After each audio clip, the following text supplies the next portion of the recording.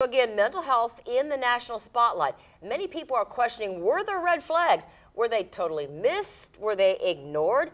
Juliet Dreyer joins us now with more on this. Juliet. Jeannie, the alleged shooter, Nicholas Cruz, is 19 years old. He had been expelled from the school he rampaged. Before that, classmates say he was held back. His mother passed away suddenly 3 months ago. His father died years before that. We may never know why he decided to gun down his classmates, but did those factors contribute?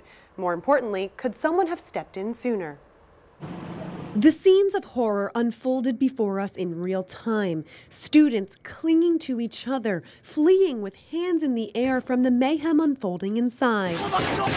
Many students later said they weren't surprised to learn Nicholas Cruz allegedly pulled the trigger. He's just always been a really crazy kid. And I heard some people say that one day he would have done this, and unfortunately I think that was today. The warning signs were there.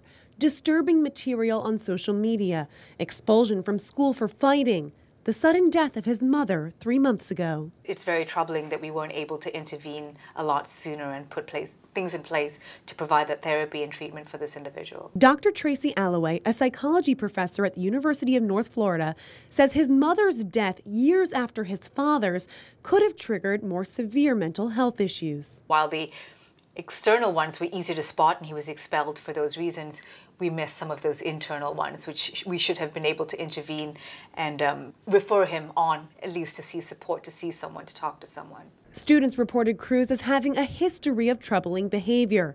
Dr. Alloway says because of that, someone should have stepped in immediately after his mother's death. Offer bereavement counseling, to offer an opportunity for him to discuss his grief, because I think a lot of what might have happened is that he has first internalized that grief and then externalize that in those negative behaviors in the classroom, in the school setting. Alloway says it's critical for schools to keep an eye on students for troubling behavior, to intervene as early as possible. That's not to say teachers should offer counseling.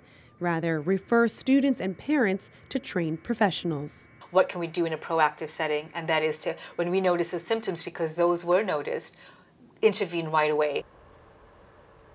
Dr. Alloway says it's also important to teach children and teens to be aware of their own emotions and mental health, to be able to tell why they're sad or why they're angry and move forward from there. Juliet Dreyer, First Coast News, on your side.